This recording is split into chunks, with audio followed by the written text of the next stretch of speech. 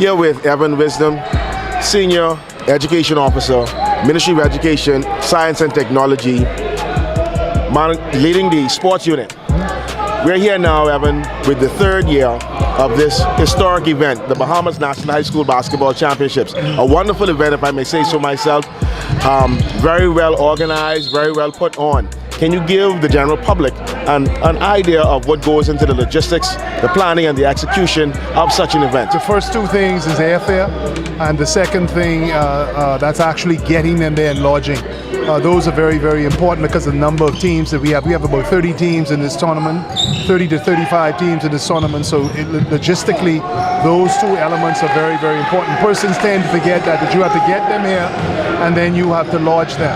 After the lodging, you actually have the tournament aspect of it, in which we hand over to the Bahamas Basketball Federation. The Bahamas Basketball Federation, in conjunction with the local organizing committee and the principal association in Grand Bahama, or whomever the host city is, takes over the event from there. And I work with trying to coordinate all of those persons in that event.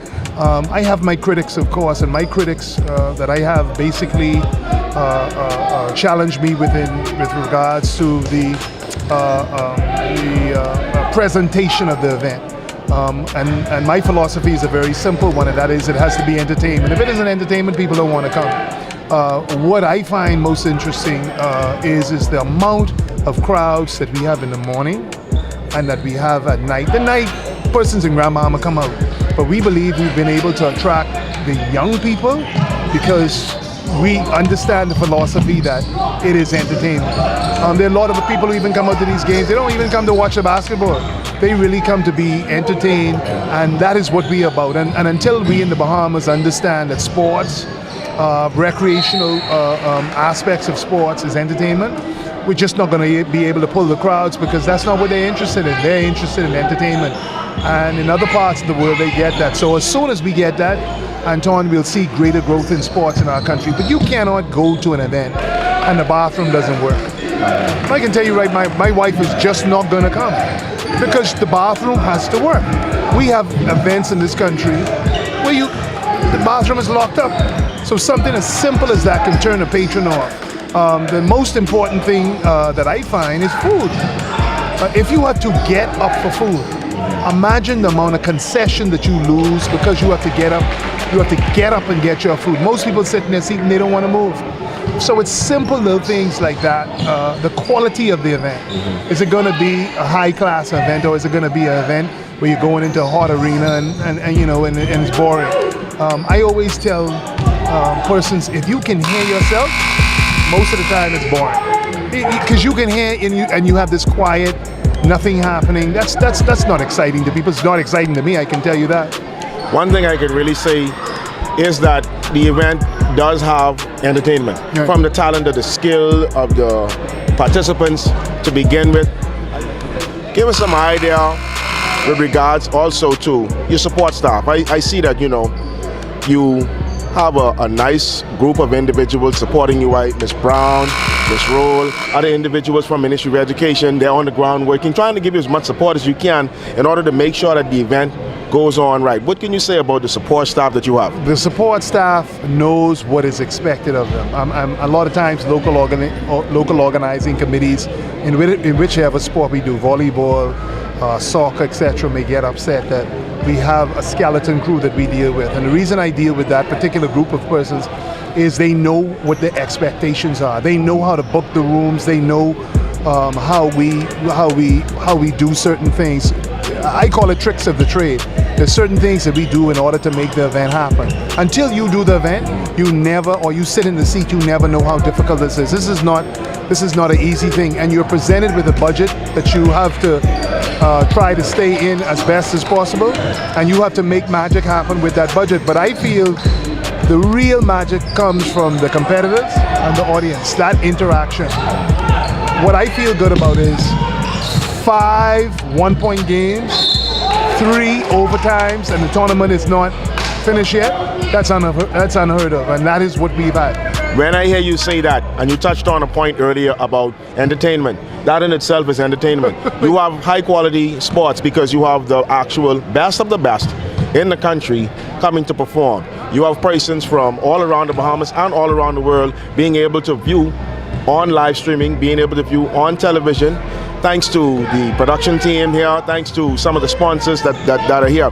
So I believe that the element of entertainment is here because people come to see the sport. That's right, that's right. You have Family Island teams that are here, and their families want to see them play. They probably won't ever make it down to one of the tournaments, but they're happy to see their families, their friends, their kids playing. So as far as the entertainment part, I believe that pretty much almost handles itself until you start to talk about the facility, how you've adorned this facility with the drapes, the screen, you know, the paraphernalia and the branding from the sponsors. It's a wonderful event that's been put off. What can you say about the sponsors this year? ILK's foundation is for the first time has come on with basketball. They're getting ready to do soccer again. There's nothing that I can say except thank you to Sebastian Bastian and his team, Kenny Mackey, Dirk Simmons. Those persons have pledged to assist these young people. And so, you know, there are a lot of people that talk about helping kids, but they have actually put their money where their mouth is. There's absolutely nothing more that I can say except thank you to them. And at the end of the day, it is for the children. For example, we have had people complain, or individuals complain about the screen. We knew we were going to get the effect of the screen that we wanted by the mere fact that we put their champions on the screen. We put Buddy Hield on the screen. We put their persons that they look up to on the screen. And the whole while, and the majority of the time while they were warming up, the audience and the kids are looking there and going and memorializing these people because they look up to them. So whether persons, critics like it or not, Anton, we know that in about 5 to 6 years that this is going to pay dividends to us. 1 to, I would say, 10 of these young men are going to be playing professional basketball. And people laugh at it now, but I can guarantee you they won't be laughing about it in the future. I was about to ask, what is your vision for the upcoming years of this event? Well, I hope to be able to pass this on to somebody else. There are other things that I want to do in my life and that I see doing in my life in the near future. I would say in the three or 4 years, I want to go to different pastures and do other things with my life. But what I would have left is a foundation for some other young person, male or female, to come in here and take this to another level, or at least, at best, maintain it. And I talk about that in terms of all sports. Well, it irks me that we would have won Carifta 4 times and haven't been able to win it again. That's not a good feeling, eh? So what we want to do in sport, I believe at the Ministry of Education's level, is cause for all of our national teams to be champions, okay?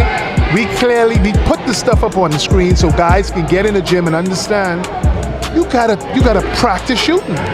And sometimes it's 2 hours, sometimes it's 3 hours of just putting in the work, and the greatness is in you. I've had the opportunity to sit with Buddy Hield's father, walking right around here. And you can see Buddy, or if you look at him, you can see Buddy Hield, okay? He's a gentleman with origins from Jamaica. And you sit there and you look at him and you just see Buddy. How did that happen? There's a matrix that makes a professional athlete, and his father and he fit that matrix to the T. I saw the same thing with Savavita Pines, who I trained. Savavita could sit down there and bench press 245 bells, just like the boys. That's not normal. That's abnormal. And that's where I knew, wait a second, I have a special athlete here. So these coaches know that they have special young people there. It is to identify them, groom them, and take them to the next level. But I'm excited, and I see greater things in the future with the young people that are coming up. You know, it's an instant society that we have, and trust me, man, we have some talented young people that are coming up. What we have done, Anton, with this tournament is we've given it to the young people. What I find is that a lot of older people who try to impress even from the music we play. We want the young people to listen to the music we like. I flip the whole coin. I want to hear what they like.